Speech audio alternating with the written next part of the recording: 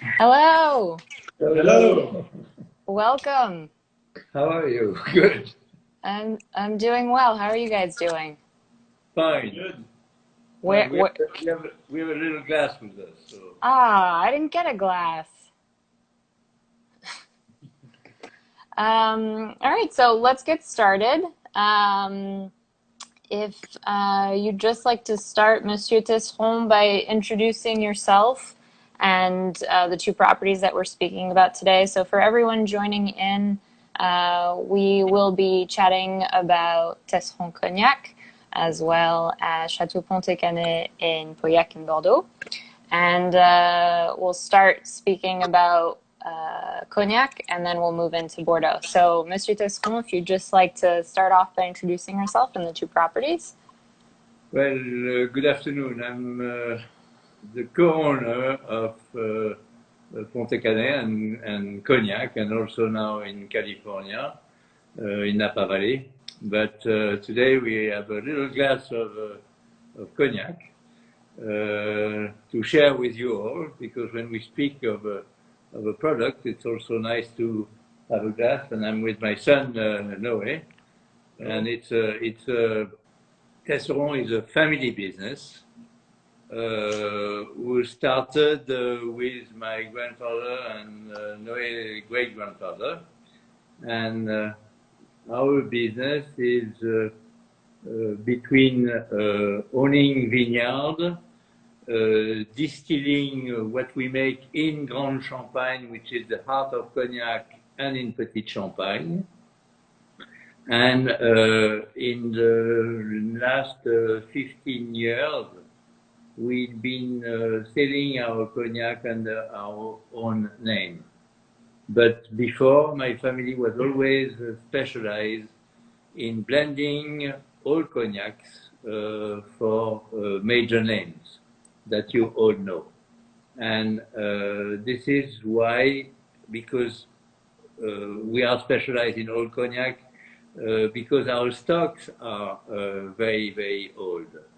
And we start always with XO, and we sell to the world lot number, who are coming from when we started in our cellars in the cask. We have always the lot numbers. So the younger one that Noe is showing, I don't know if you can see it, Yep. it's called the lot 90.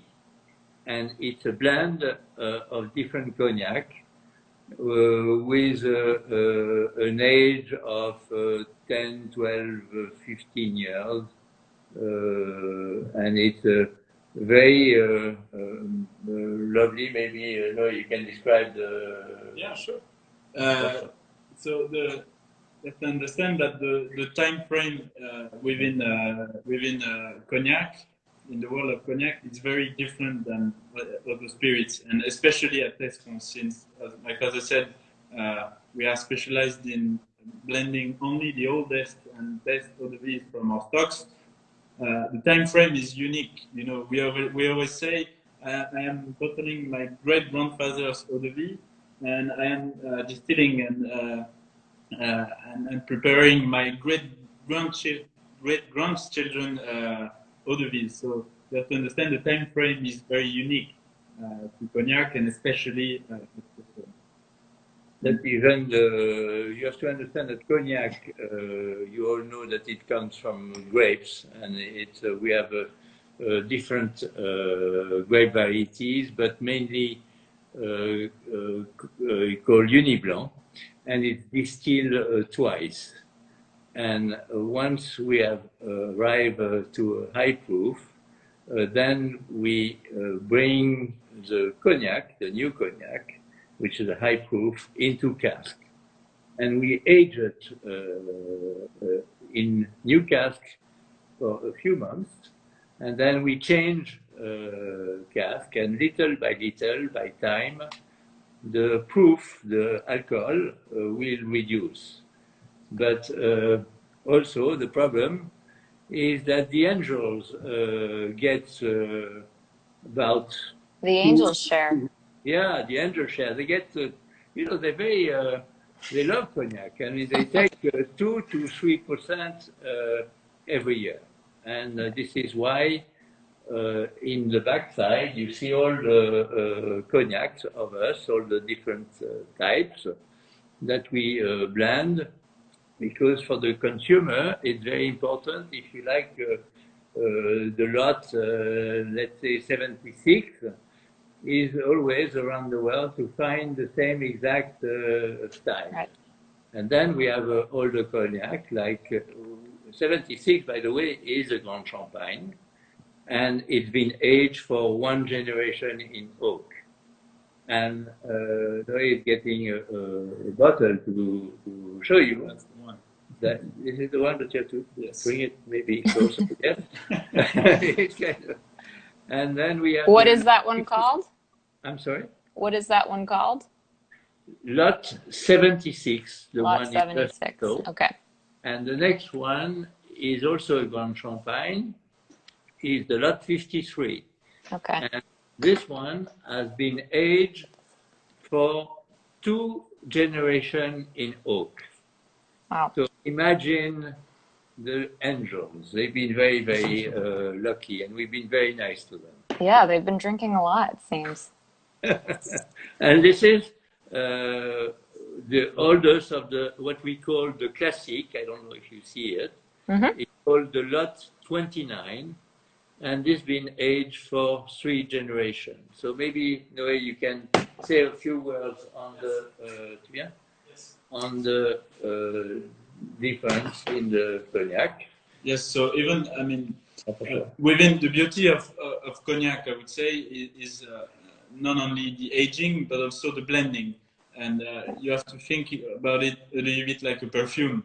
And you get to create, the master blender gets to create flavors that are really unique within one collection. So if you take the collection that my father just presented, the classic collection, there is a house style, which is to make cognacs that are very fruit forward and very fine and very elegant, which of course, you know, all eau de vie helps offering something smooth. But each one of them have their unique style. The Lot 90 is very fruit forward, very fresh, very easy drinking. The Lot 76 will have a little bit more spices, will be more on the traditional side, if I may. And the Lot 53 has a little bit of Colombard in it, which is a more rare grape varietal, which we have a lot of stock of still to this day, and which brings a lot of structure and is very smooth and almost has a different texture. You know, it's very dense. And it's a lovely cognac. And the Lot 29 has Uni Blanc, Colombard, but Folle Blanche as well, which will bring a lot of complexity and finesse.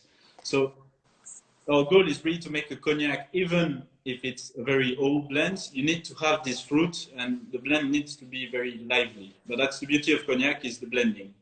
And very recently, we came out with an interesting concept. It's called composition. I don't know if you can. Yeah, we can see it. And composition is quite a young cognac. It's younger than XO. But it's a cognac we've been working on for many years to find a blend who will go well for cocktail. For example, when we put it on ice, it has the, normally ice always kills the aromas. But with this cognac, with this blend, composition, you have beautiful aromas. And even now with, you know, the mixologists, they love to do cocktails and they can use composition because the aromas will remain. So it's a nice because we can have it in different ways. You can blend with many things. For cognac lovers, has the real freshness, and it's a lovely drink. Is there a particular cocktail that comes to mind that you can? You know, there are some famous, I would say, more traditional ones that everybody might know, such as the sidecar, which is with lime juice, cognac, obviously, and triple sec or Cointreau. But I think, you know, a lot of cocktails are getting more trendy or coming back. Even the very simple ones, as the Negroni, for example, which is Campari, vermouth, and gin. And if you replace the gin with cognac, it gives such a difference, and you still have the bitterness, but you have a little bit more sweetness and freshness. And even, you know, if you come to the region of Charente, every people from my age is drinking cognac with Schweppes. But so it's very simple, you know, you drink Tesseron composition, ice, you put 1/3, and you put 1/3 of tonic water, and then 1/3 of Perrier. And it's very delightful, and for the summer when it's very hot, you know, it's refreshing, and it's a wonderful cognac. And then we have something also, we go from one side to the other. This is called extreme, and it's bottled in a sort of a demi-jeanne that we have in our cellars, and are very old. They are the oldest cognac of my family. So it's a wonderful. And if you look at something interesting in our cognac is the color is extremely always very light, because the house style is elegance. We don't like heavy things. We like to enjoy the aromas and to enjoy the taste. So for the ones who really love cognac, I really suggest, whatever it is, if you buy Tesseron, you're going to love it. Thank you. So can we just back up very quickly, and maybe Noe, you can give us a quick refresher on what XO is, VSOP, and I know you guys focus more on the XO, so maybe just talk about what specifically that entails. So those are the age classifications. Once you bottle a cognac, what you can put on the label technically. So VS means the eau de vie present in the blend needs to have spent at least 2 years in barrel. But we are not in that business. Yeah. We don't do that. Then VSOP is 4 years minimum, and what we do at Tesseron is XO. So that's the latest classification, the highest, which is the eau de vie in the blend have to have spent at least 10 years. It used to be 6 years. Now it's gone up to 10 years, which doesn't really matter for us since our youngest XO was already 10 years old minimum. And XO is 10 years up to really infinite, if I may. That's why we say XO and beyond. My father was speaking about extreme. The cognacs present in extreme are all from my great-grandfather's collection when he created the house in 1905. So that gives you an idea of how old an XO can be. Yeah, you have to wait a very long time. Yes. And can you talk briefly also about the terroir in the different crus, the different appellations in Cognac, and maybe specifically to the ones where you guys are? It's very different than the Bordeaux. Of course, Cognac is a region, and the center, the appellation of Cognac to age the best will be Grand Champagne, which is the heart of Cognac. It's a small region, but for aging makes beautiful Cognac. And the soil has a lot of calcaire, limestone, and it's important because it gives all the complexity and yes, all the nutrients that the vine needs in the end, and the fruit will need to make the best wine and then cognac, obviously. Okay. And we have a vineyard. We have a vineyard in Grand Champagne, in Grand Champagne and in Petit Champagne also, which is the second most renowned appellation. Okay. And can you tell us what the proper way is to drink cognac and how it's different from wine? You know, the best way to drink cognac, first of all, is to drink it when you want to have a good time. Ambient temperature. Don't if you want to have a young cognac with ice, of course, we are not going to be the kind of saying, "Oh, that's a heresy," and don't do that. The goal is to have a good time. But of course, an old XO can be enjoyed at any time of the day. As I said, we make cognacs that are very smooth, and you can enjoy either traditionally, or either at different steps of the day, if I may. But I also think it's important, the glass.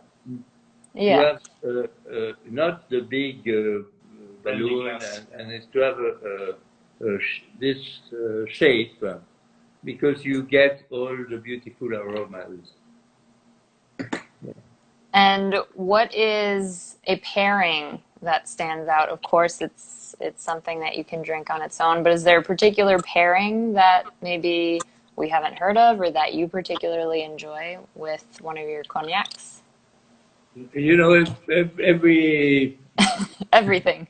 everything, but you know, recently I was in a wonderful restaurant, and I ordered the dessert because I saw on the menu with an old cognac. So I said, you know, I should try that and to know and it was all kinds of fruit, and I thought, you know, that will not match. And then I saw a little bit of hot chocolate being on and it happened, and it was one of the top restaurants who was doing that, and I really discovered something and that I enjoy very much. So I don't think there is a rule, because when that was offered to me, I thought, you know, maybe no or yes, but the result was beautiful. So I think a good cognac will always go with anything good. Okay. Yeah, even for us, it's the evening now. We stop working, and why not having a cognac on ice? I mean, a cognac should be it's a question of mood. You know, sometimes you want something older, you want something very old, you want something very young. I mean, it's always changing. It's always a good time with a good cognac. You guys sound like you have a lot of fun, so that's what matters. Can you tell us briefly, before we move on to speaking about Pontet-Canet, can you tell us briefly the quick story of Tesseron, the history, how your family came to be involved in cognac? First, we are growers of vineyard, and then we are distillers, and we distill for ourselves, and we also distill for other people, and that's another job. And then for many years, since 1905, we were collectioners of cognac, aged cognac. And we were blenders, and we were making cognac and style for different major names that you know. And then about 15 years ago, I decided to change the business, to change, you know, when you run a family business, you must not take risk. And when you sell without a brand, it's always you're following the market. And I thought, let's be small, but let's start with our own name, and let's serve around the world the best place. There is always, even if you're a tiny house, there are always people who are looking for quality. And so we are very small, we are very different, but we bring to the world very special products in small quantities, but it carries our name, and we are very proud of what we do. Yeah. As you should be, they're delicious. Well, if anyone has any questions on Tesseron Cognac, you can feel free to put them in the chat. If not, we can move on to Pontet-Canet, unless there's anything else you guys would like to add about Tesseron Cognac. No, I just wish we'd be together and we could share a glass. I know, me too. Tell me about it. Right before lunchtime over here. So moving on to Pontet-Canet. So Pontet-Canet is a Grand Cru classé in Pauillac in Bordeaux. Yes. And I'd like to start off by congratulating you on a very successful release of your 2019 vintage, and a great score as well. So can you tell us how your family ended up in Bordeaux and how you ended up at Pontet-Canet, the story there? Yes, I am just a co-owner with my children and my two nieces, Melanie and Philippine, and we are in Pauillac, where we are a little bit different in the way of farming. We are organic and biodynamic.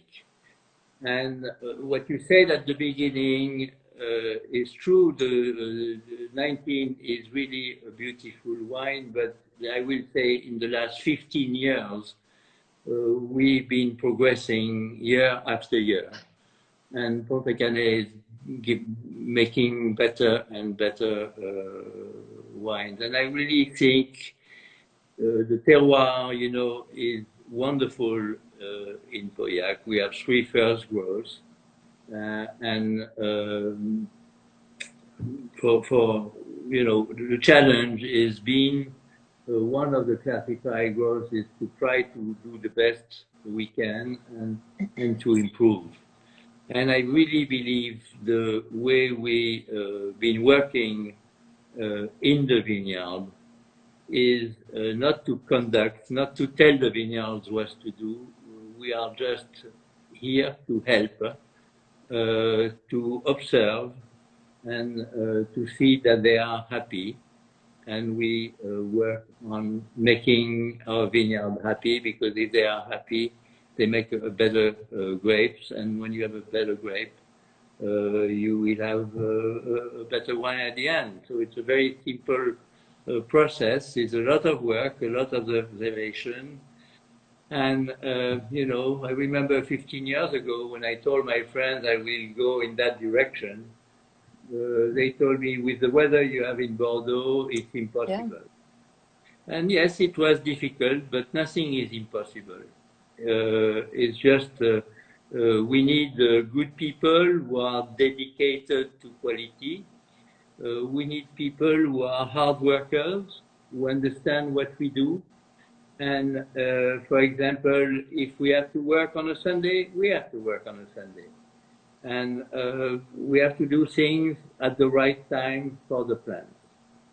And so even a few years ago, we have tractors, of course, and we brought in horses. Mm-hmm. We brought in horses, like you see one on the picture on the back, just for one reason. Actually, my friend always say, "Oh, you have horses. It's for the pictures, for the journalists when they." Mm-hmm. And they, of course, they take a picture. It's better to take a picture of a horse than a tractor. But the real reason is for the respect of the soil. Mm-hmm. And that is the thing. A soil has to be alive. If you have heavy tractor, and I have heavy tractors also, but today we are making 50% with the horses and 50% with the tractor. But my dream, and I hope if I don't arrive, the children will continue, and with my niece to continue in the same direction, is to have respect of the area. If you are respecting the vines, they will do their best to please you. It's a detail. It sounds stupid, but I promise it works. No, it's true. It does work. You guys have had, you've had back-to-back 100-point vintages, and the wines are always really beautiful. So clearly that's something that's worked for you. But as you said before, I do want to kind of emphasize the point that in Bordeaux, it's definitely not a region that is always super well suited for biodynamic. And you guys, Chateau Pontet-Canet, were really seen as one of the pioneers going into biodynamic for the classified growth. So I think that's definitely something that stands out for you guys, and it certainly shows in the wines as well. I did also want to, I'm going to pull up a picture of the amphoras. Can you speak a little bit about this? Yes, there are amphoras, because you know, the first part is to grow grapes. This you understand, and then we have fermentation, and we do fermentation between fermenters who are in oak, fermenters who are in concrete, and then there, once the wine is made, when the fermentation are finished, we bring the wine into a cask of different age. And the casks, of course, are in oak.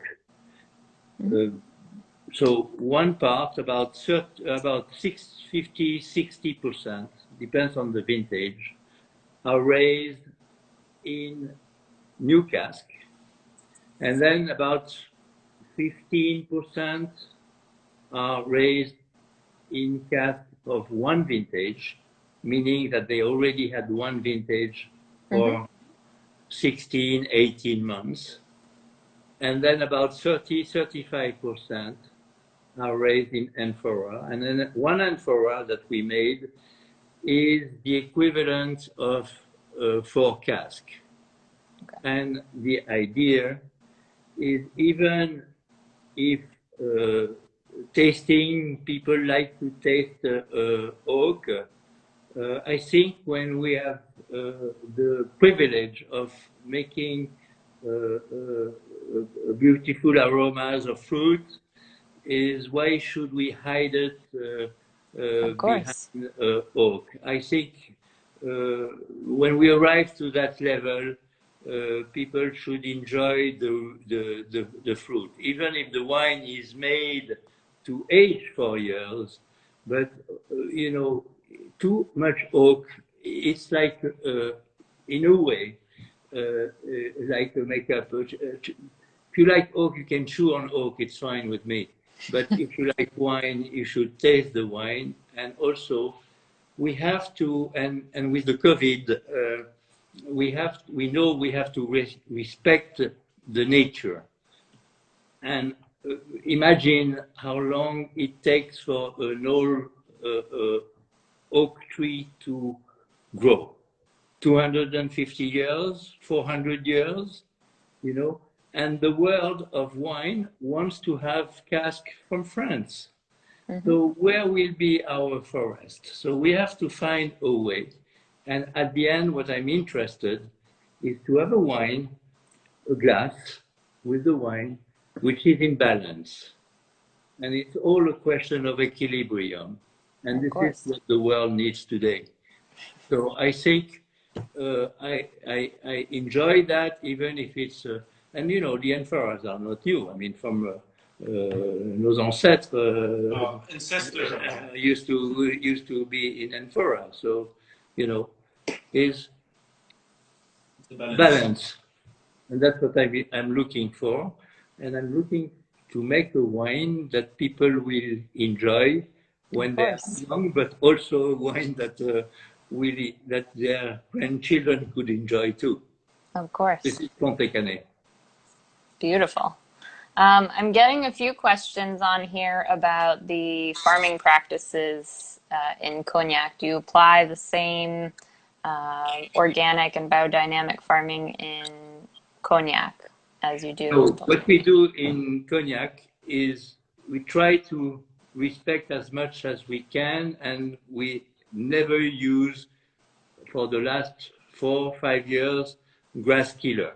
We stopped completely grass killer. But you have to understand that in Cognac, the product is distilled twice. And of course, when you are organic and biodynamic, you have to also think of your stocks. And our work is blending all cognacs. So if I bring in biodynamic cognacs, I could not obtain the license of organic and biodynamic. So I keep on, but I try just to be as clean as possible, but it's not perfect for sure. But we have to progress, and I'm aware of that, and we're thinking how to. And we are doing actually a few trials on a part of the vineyard in Cognac on the same practices. On 7 hectares, which is not enough, I recognize. Okay. Okay, thank you. I have one last question for you before we leave.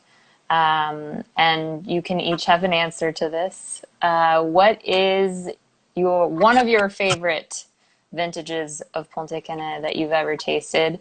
I know it's hard to choose, but one or two vintages and why those stand out for you. The next one.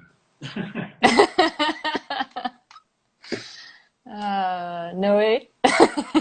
The one after the next one. Oh, God. I see you've learned well. No, but I sincerely, we are progressing. We continue to progress. So every year, you know, I'm so happy, and very sincerely, I always say, but I think every vigneron in the world will say the same thing. We're so proud of what we do. We like so much what we do that our last vintage is our last baby, and our last baby for a while is always the best, you know. We're so proud of our work, that's the way it works a little bit. Okay, fine, I'll accept. Well, on that note, thank you very much for taking the time to join us today to speak about Tesseron Cognac and Chateau Pontet-Canet. And I look forward to hearing about the 2020 Pontet-Canet, which will be your next favorite vintage. And good luck with the 2020. Thank you so much. And good luck with the evolution of the situation in New York as well, and in the US. And I hope we'll be able to travel back, because I miss the United States. You know, I know. Love coming to Napa, and I wish to come soon. Yeah, we hope to have you guys soon in New York and on the East Coast, and we'll get there slowly but surely. Okay, thank you. All right, thank you. Bye. Bye.